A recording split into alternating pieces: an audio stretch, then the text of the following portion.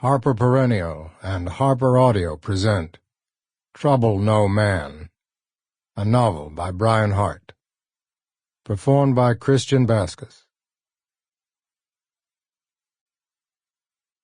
-1. The dog works the wind out and back, both sides of the road. When it stops ranging to mark a stump, the two men standing by take it as an all clear and hoist their heavy packs from the tailgate and sling their rifles. The red moon is an omen.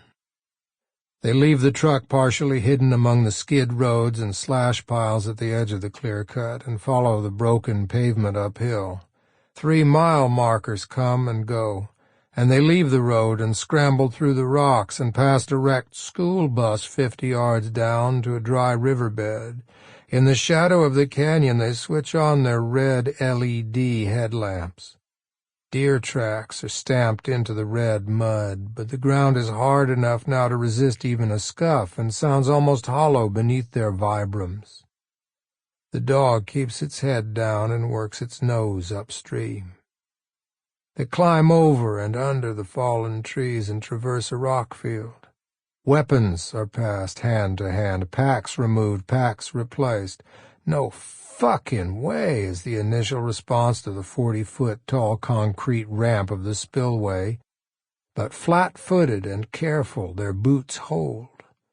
The dog has more trouble than they do, and the younger man has to pull him along by the scruff of his neck. At the top, between the wall of the dam and the spillway, there's a shelf 8 feet wide, maybe 60 long, the edges lost in shadow. The older man shrugs off his oversized camouflage backpack and sets it gently on the ground. He uses a black bandana to wipe the sweat from his face and the back of his neck. The other man's pack is smaller, with much less hardware and weight. But with the strange acoustics of the concrete, it's noisy, and something rattles as he sets it down and earns a look from the older man.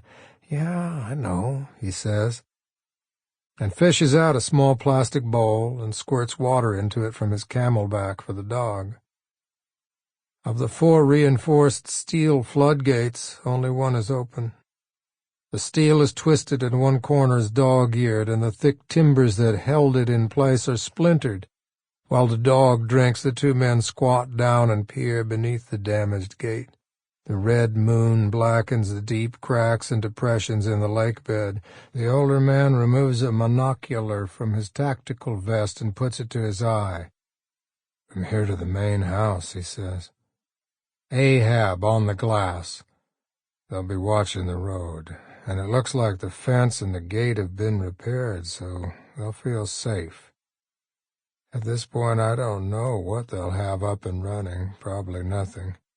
We used to have wireless cameras, a couple of drones flying grids, motion sensors all around the lake. So we shoot from here? How far is that?"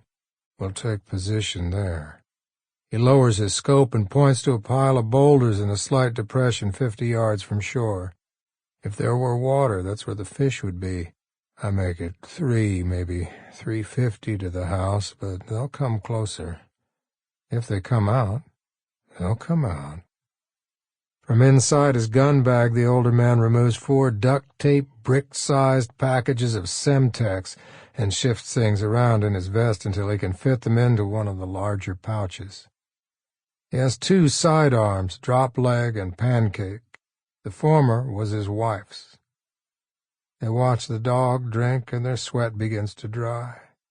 The younger man removes the bikini cover from his scope and checks the bolt, the safety.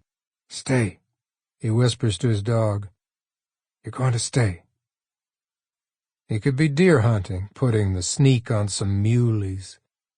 "Fudd gun with Fudd optics," the older man says, and removes one of the 3 rifles from his bag and slips it from its sock.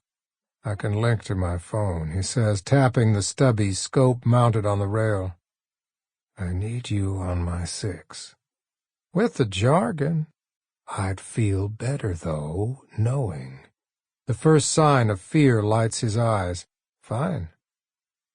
The older man lifts his pack like a suitcase from the carousel and goes through the broken... Sample complete. Ready to continue?